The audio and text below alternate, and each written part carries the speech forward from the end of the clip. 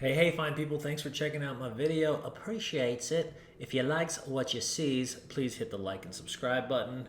Welcome, journey, entering. Let's go.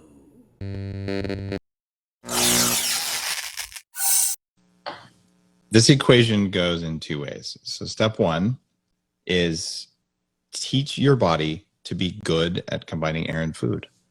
And if you do that, you literally have more energy. But that doesn't mean you'll feel more energy necessarily, because most people are wasting a huge amount of energy, even if they can make it.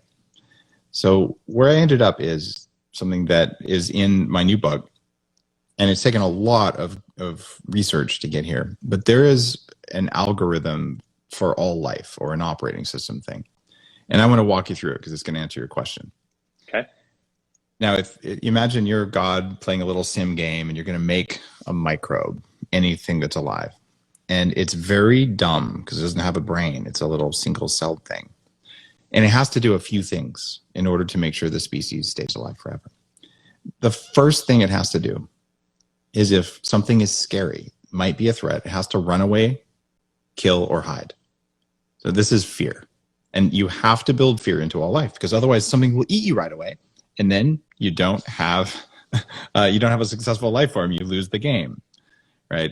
This gets 10 times more energy than it really needs in your life, because you have automated systems in your body looking for scary things all the time that aren't actually life-threatening. They're just scary. And then it sucks all of your energy, and all of your focus and your attention goes into fear. And when you're not doing that, the next thing you do is, well, let's see. What if there's a famine? Oh, okay, little microbe. Eat everything. That's the second rule. Okay. Now, because this is a multi-generational game, you also have to make sure life stays around forever. What would the third F word be if we have fear and food? It goes back to your Freudian slip. Well, goes back to my, right. And fertility is the one I was, were you thinking of some other F word? Well done. I don't know why your mind keeps going I there. see what you did there, Dave. I see what you did there. Well played. Okay. So we've got these three F words. So yeah. Fear is 10x, food is 5x, and sex is 3x. These take so much of our energy. Now, I'm going to ask you this. Is there anything you've ever done you're ashamed of that didn't come from one of those three instincts? Eating, sex, fear, focusing on fear. I'd probably have to say absolutely not. No, that's it. That's it. Yeah. Those are the three. So the good news is you have a quadrillion ancient bacteria embedded in the cells in your body running that operating system before you have a chance to think about it.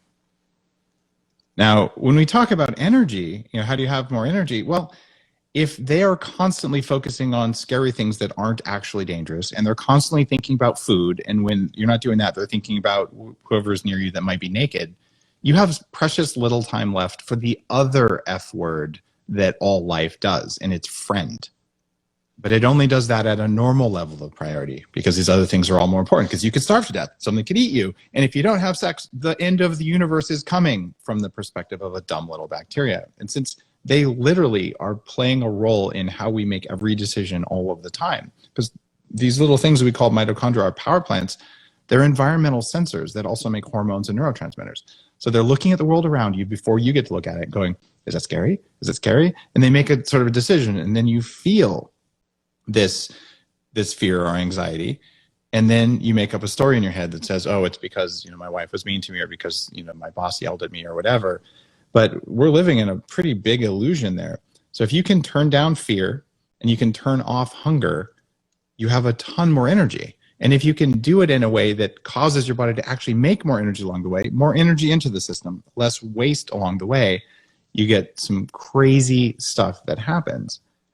So for me, I wrote this book on fasting because, let's see, 15% of the average person's thoughts are about what's for their next meal. I found a study for that in the book.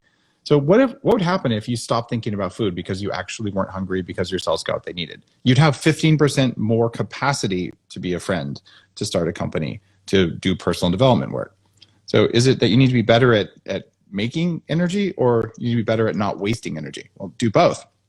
Intermittent fasting makes your cells better at making energy, and it teaches you to turn off the thoughts about hunger. So you got 15% more brain capacity right now, and over time, your capacity to make more raw energy goes up and up. And that is really cool. That's why it's the highest ROI thing you can do.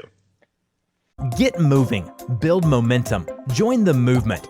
Go to moremomentum.com to take a free life evaluator quiz on where you currently stand in each of your 5 cores.